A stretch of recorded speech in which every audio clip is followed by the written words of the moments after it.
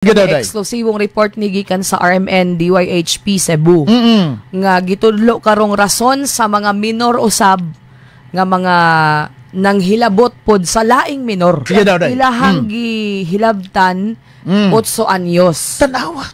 Okay, ang nanghilabot ang mga edad 11, 12 o 15. Sus, Ginoo ko yung taon. Dito ni sa Toledo, Cebu. Okay? Unya ang nakasakit ani day. Kini mga suspect o ang biktima day, murag na ay usa sa mga suspect nga partidos ra pud taon sa biktima. Ang duha gyud. Ang duha? Ig-agaw. Sus, Ginoo. Ig-agaw ra pud niya. Dahil sakitas buot ani sa gidikanan oy. Sa bagay magparinti ba? Magid na ang Badir kining naitabo karon day magbikil kining mga magparintihay ani. Sultian ta kas tinuod. Mao di pabilo day. Nga pagdumot ni sila tungod ani pangitabuan. Sa report ang 12 anyos nga bag-ong silingan. Okay? Okay, bag-ong silingan mao kunoy nag-leader. Sus. Napagyuday laing bata nga 9 years old.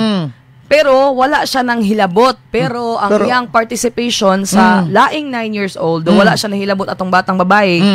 Nagkuan siya ba? Sorry sa mga naminaw ha, para kay kuan. Nag-masturbate siya while ginahimo. Ginahimo ginuduwa ang ihang day nga kinini ang kinataho. Oo. Pastilan Ginoo ko kantigo na no.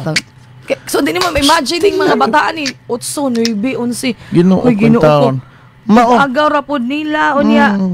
Mao to nga ang igagaw ra pud ang nisumbong kay siguro lagi po'y buot. Po'y buot. Ay say kuan dito gihilabtan ni kuan. Dito daw sapa ni mahitabo day. Sa sapa daw mahitabo gitabangan nila. Doon lang sa balay sa biktima. Balay sa biktima. Kaingon po siguro to sa biktima day nga suman ni duwa man ni siguro. Okay, agaw ra man pud niya god. Ano nas bata siguro duwa. Ginoo ko in taon mga kasama oy. Ginikadan dapat maalarma ta. Correct yun ka dong Erin kay ngano. Sa dihang pangutana ang mga bata nganong nabuhat nila ang tubag. Kay ilaha daw gisundog kung unsa ilang nakita sa porn. Mao na kanang sige nila kinomputer. Tanaw sa computer. Pinagi sa internet. Mao na ginikanan. Computeran man niyang term. So wala siya own gadget. Wala siya kay na daw kunoy computer shop ang yang ginikanan. Unya ang bata mao daw kuno na nagbantay didto.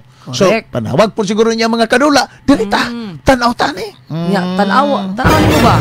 No, dili gyud assurance nga kumo walay kaugalingon nga gadget ang imong anak. Ay imong anak luwas siya sa mga dili maayong influence sa social media or sa mga internet no na mga kabuang sa internet. So, nya unsa man nimo ni ron, di man imo ni makasuhan kay mga minor man igo lang kaani tama to ingon kuan gyud na ay maglainay gyud nig buot hangtod sa pabilo gyud ni day. Magkahinupsan na sila. Luoy gyud pud ang batang babae nga kibiktima. So, unsa may mensahe ani sa ato nga mga ginikanan? Mao gyud na day. Ang importante mo to balikon nako dapat maalarma ta, dapat ginikanan makisayod ta. Balikan na to kung say kisa kuyog ani ato mga anak, unsay gikahiligan sa ato mga anak kasamtang wala ta. Dapat masayot ta. O sa man kung anak standby kisa may mga kuyog ani o sa may gikalingawan ani nila. Yes. Istoryahan imong anak. Ginikanan para masayod kag unsay in and out nga ginahimos bata.